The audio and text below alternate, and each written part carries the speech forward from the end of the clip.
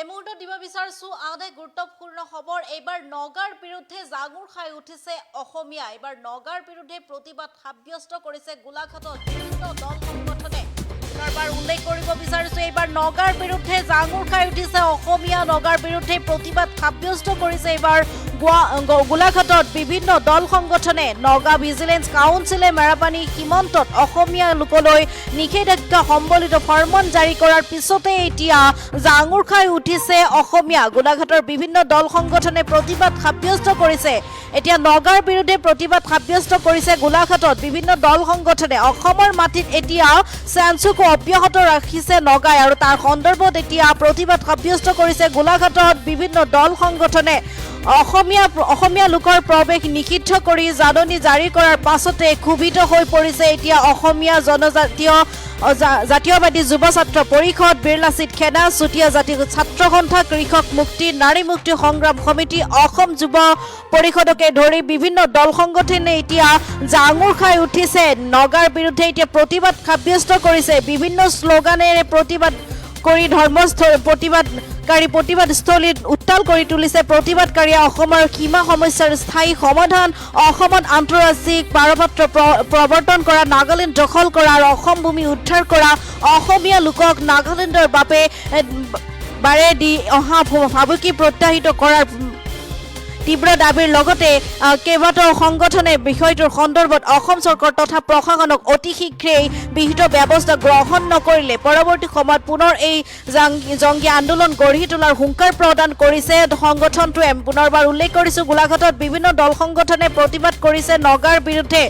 Naga vigilance কাউন্সিলে মেৰাপানী সীমান্তত অসমীয়া লোকলৈ এতিয়া নগাৰ বিৰুদ্ধে প্ৰতিবাদ সাব্যস্ত কৰিছে। পুনৰবাৰ উল্লেখ কৰিছো, অসমৰ মাটিত এতিয়া চেঞ্চুকো অব্যাহত ৰাখিছে নগা আৰু এই বিৰুদ্ধে এতিয়া প্ৰতিবাদ সাব্যস্ত কৰিছে নগাৰ বিৰুদ্ধে গোলাঘাটৰ বিভিন্ন দল সংগঠনে। আমি দৃশ্যাংশৰ সহায়ত দেখুৱাইছো এনেদৰে প্ৰতিবাদ সাব্যস্ত কৰিছে গোলাঘাটত বিভিন্ন দল সংগঠনে। নগাৰ বিৰুদ্ধে প্ৰতিবাদ সাব্যস্ত কৰিছে। অসমৰ মাটিত এতিয়া চেঞ্চুকো যিহেতু অব্যাহত ৰাখিছে নগা আৰু এই সন্দৰ্ভত এই প্ৰতিবাদ সাব্যস্ত কৰিছে। অসম নাগালেণ্ড সীমান্তত 11খনকৈ নগা ভিলেঞ্চ কাউন্সিলে চুবুৰীয়া অসমীয়া লোকৰ প্ৰৱেশ নিষিদ্ধ কৰি জাননী জাৰি কৰাৰ পাছতে ক্ষোভিত হৈ পৰিছে অসমীয়া জাতীয়তাবাদী যুৱ ছাত্ৰ পৰিষদ, বিৰলাচিত সেনা, চুতীয়া জাতীয় ছাত্ৰ সন্থা, কৃষক মুক্তি, নাৰী মুক্তি সংগ্ৰাম সমিতি, অসম যুৱ পৰিষদকে ধৰি বিভিন্ন দল সংগঠনে এতিয়া জাঙুৰ খাই উঠিছে। বিভিন্ন শ্লোগানেৰে প্ৰতিবাদস্থলী উত্তাল কৰি তুলিছে প্ৰতিবাদকাৰীয়ে। আমি এই সন্দৰ্ভত মন্তব্য আছে, মন্তব্য আগবঢ়াইছো।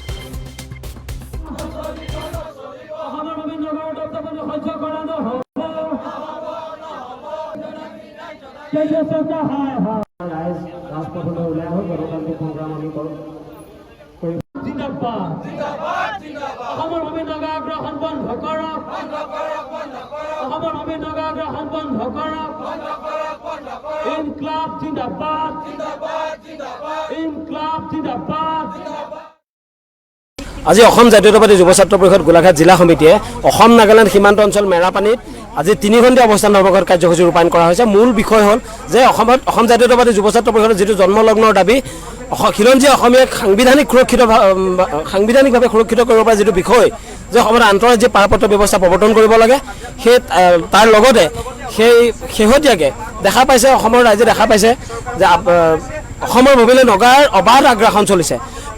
60 দশকৰ পৰা আৰম্ভ হোৱা এই নগাৰ আগ্ৰাসন আজিৰ তাৰিখলৈকে অসমৰ ভূমি, অসমৰ এই অসম নাগালেণ্ড সীমা, এই কোনো ধৰণৰ চৰকাৰ, ৰাজ্য চৰকাৰে হওক বা কেন্দ্ৰীয় চৰকাৰে হওক এই সীমান্ত অঞ্চলৰ যি নগাৰ আগ্ৰাসন কোনো কাৰণতে ৰোধ কৰিব নোৱাৰিলে। সমস্যা হৈ থাকিল।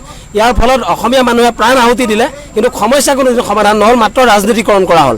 গতিকে আজি আমি অসম জাতীয়তাবাদী যুৱ ছাত্ৰ পৰিষদে আজি 3 ঘণ্টীয়া অৱস্থান ধৰ্মঘট কাৰ্যসূচীৰ পৰা আমি এটা কথা স্পষ্ট কৰি দিব খুজিছোঁ, খুব শেহতীয়াকৈ নগাৰ 11খনকৈ ভিলেজ কাউন্সিলৰ পৰা যি জাননী জাৰি কৰা হ'ল যে সীমান্ত অঞ্চলৰ পৰা কোনো লোক যাতে অসমীয়া লোক যাতে নাগালেণ্ডত প্ৰৱেশ কৰিব নোৱাৰে, গৰু, ম'হ, ছাগলী, পশুধন যাতে তালৈ যাব নোৱাৰে, গ'লে তাতে 50,000 টকা জৰিমনা বিহা হ'ব।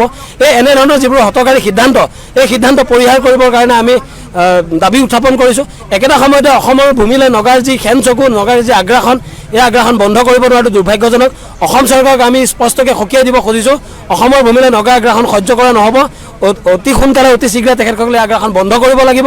আৰু একেটা সময়ত আমি এইটো কথাও কৈ দিওঁ, আজি কিছুদিনৰ পূৰ্বে উৰিয়াম ঘাটৰ ৰজাপুখুৰী গেলাজান চেতিয়াগাঁও এইবিলাকত যেতিয়া আগ্ৰাসন চলিছিল তেতিয়া আমি কৈছিলোঁ যে অসম জাতীয়তাবাদী যুৱ ছাত্ৰ পৰিষদে মাননীয় মুখ্যমন্ত্ৰী মহোদয়লৈ আমি স্মাৰকপত্ৰ দিছিলোঁ যে সেই নগা আগ্ৰাসন বন্ধ হ'ব লাগিব।